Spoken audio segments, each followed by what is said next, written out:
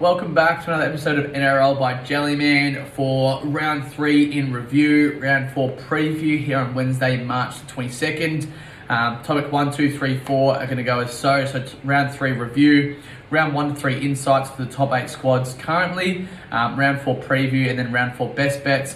But cracking straight into it, looking back to last Thursday, not too much to touch on, but the Sea Eagles beat the Eels 34-30. Super high scoring game. Both attacks look fluent, but defence is a concern for both sides.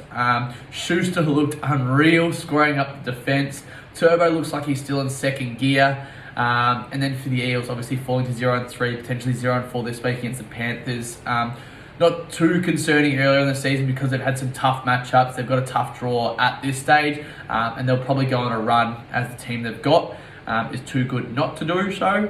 But yeah, just early in the season, winning these close games. Obviously, the Sea Eagles also look good and are super promising this season as well. Friday's games, the Dolphins beat the Knights in Newcastle 36-20. The Knights looked good earlier on, but the Dolphins just seem to stick to their structure, not turn the ball over, and then score when they need to score, and also outrun sides. Super impressive late there. Asako a double, Tessie New scored a hat-trick, and then also Tabuai once again looked great. And then Kafusi is the big concern for this one. This week, they're being without him. I think for 4 matches, it's really the barometer of their defence. Obviously, it was Bromwich Brothers as well, but how good is their depth? I think they get Jared Wallace's back this week, which we can cover off later on. The Roosters also on Thursday night beat the South 20-18 in a real Sydney versus South battle. Jackson Paulo looked really good in the wing. South's just lacking a bit of polish. The error rate in this one, I think there was a stage where there was back and forth errors for 6 straight sets, which wasn't great football to watch. But the South once again in the game to the dying moments as well. And another close matchup, but Sydney obviously getting the win there in the battle of those two sides. Moving to Sunday's games, the Titans beat the Storm 38-34 in Titans fashion. They have a shootout with another squad. I'm surprised the Storm got into that. Khan Pereira double, Aaron Shoop, he's got a double as well. We sort of mentioned that in our preview last week. Nick Meaney double, Hughes also scored, but he'll be out for the next coming weeks. But a real surprising win there. Well, not real surprising, but it was Titans type football, super hot on the Gold Coast there, 38-34. It'll be interesting to see how both teams roll into next week. Once again, the Titans not being able to defend. I mean, I know they can score points, but until they play defence, we can't see them being a top 8 side. Also on the Saturday there, an upset with the Warriors beating the Cowboys 26-12 up in North Queensland as well. So it just showed how much the Cowboys miss. Firstly, Peter Hiku in defence, and then secondly, Drinkwater squaring up the defence and obviously making plays for them closer to their line or in attack. Obviously, Townsend and Dearden are super good players. Chester also had a good debut, but you know, the Warriors turned up to play, and then now 2-1 to start the season, which is super promising for them. And heading back to New Zealand this week, potentially go 3-1.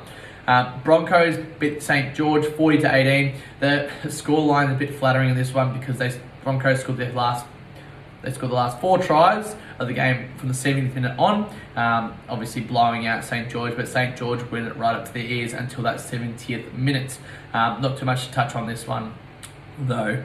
The Dogs beat the Tigers 26-22 on the Sunday. It was actually 26 to, I think, 6 points at about the 70-minute or 66-minute mark. Brooks went over, Paulie went over, Staines went over. The Tigers still unsure what they're doing.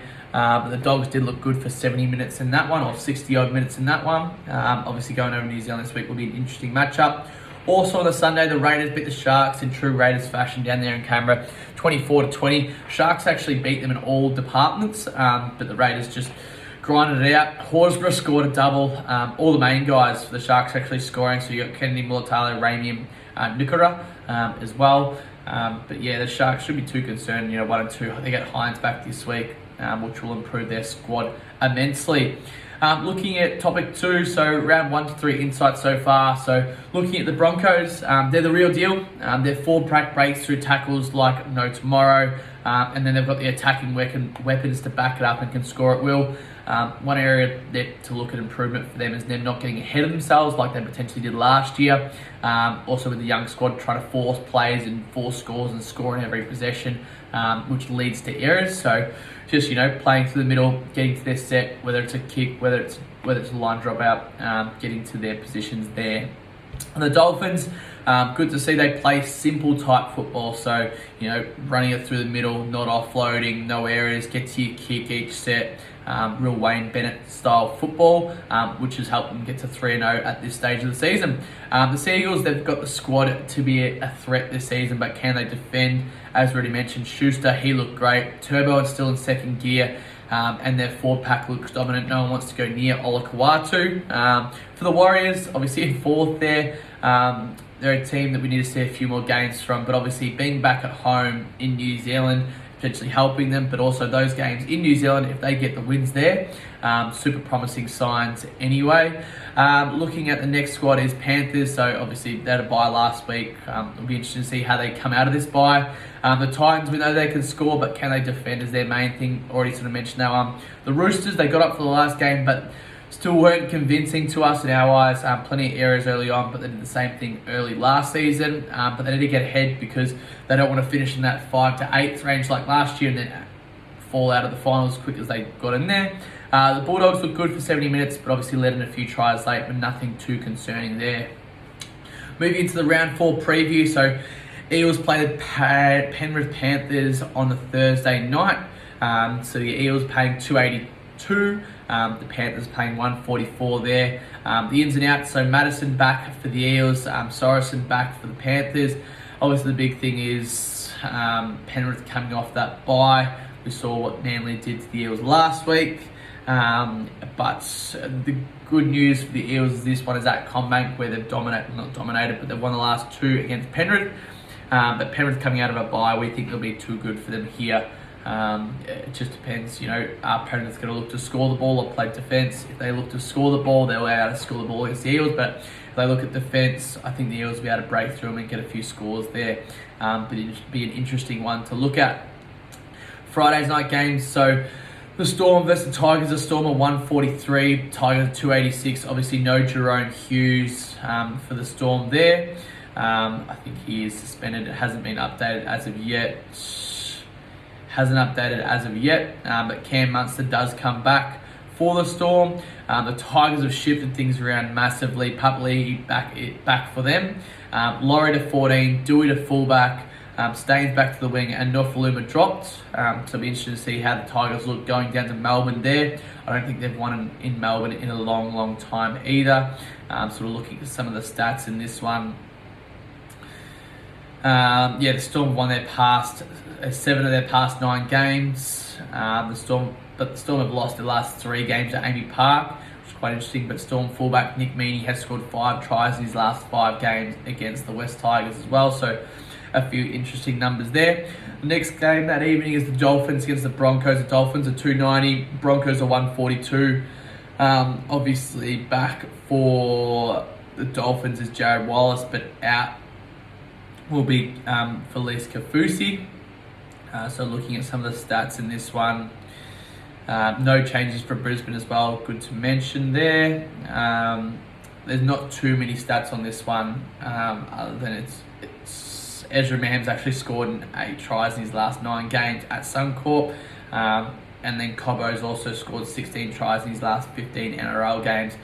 Bennett has actually won 5 of his past 6 games coaching against the Broncos, so a couple of interesting stats there. Moving for the Saturday's game, so we've got Cowboys against the Titans. So the Cowboys looking average at the moment, the Titans travelling up there. Cowboys 153, Titans 252. Ruben Cotter out for the Cowboys. The Titans remain unchanged.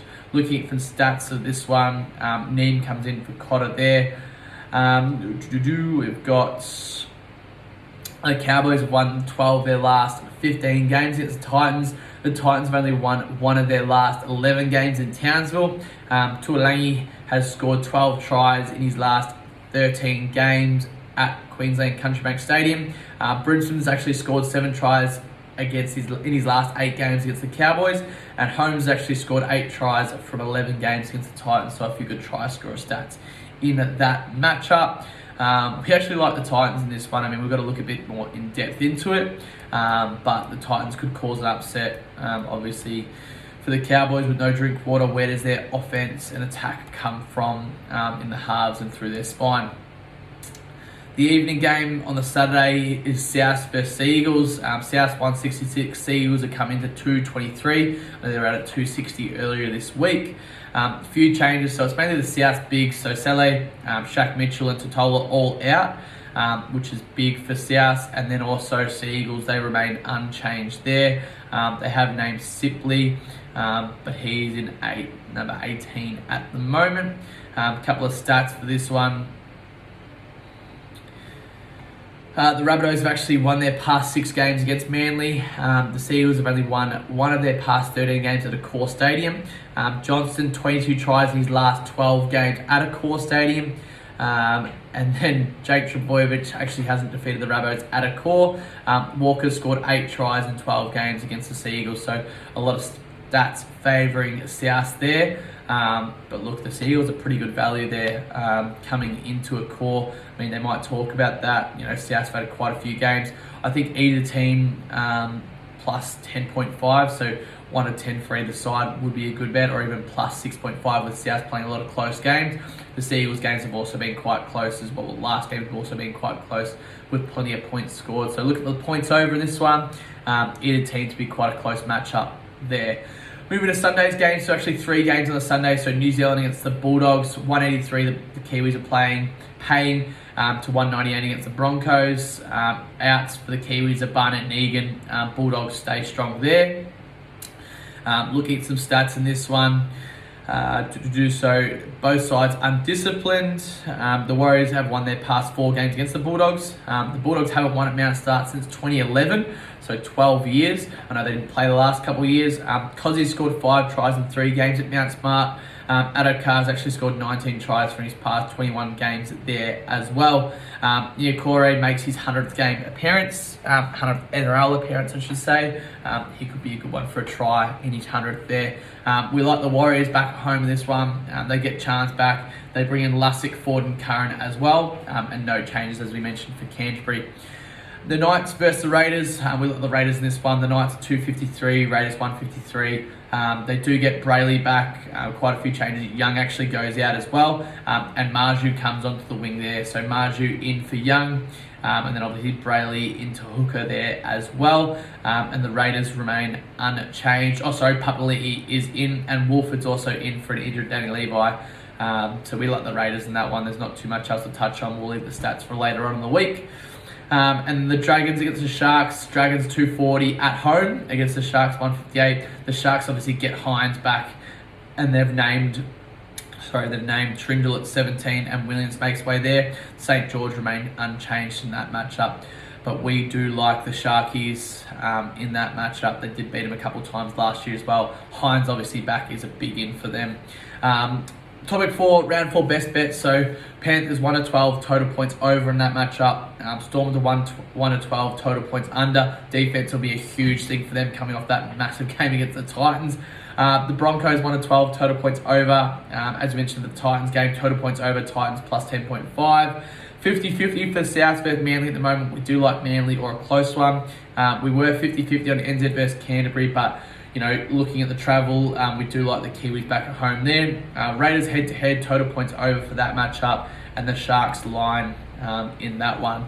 That is all for this week. As we said, quicker one this week. Like and smash through them. If you want any more information on any of the games or any of the stats, feel free to sign up through jellyman.co. Like, follow, and subscribe, all that good stuff. All the best for your week ahead of punting. Enjoy the games this weekend. Thank you again for listening in.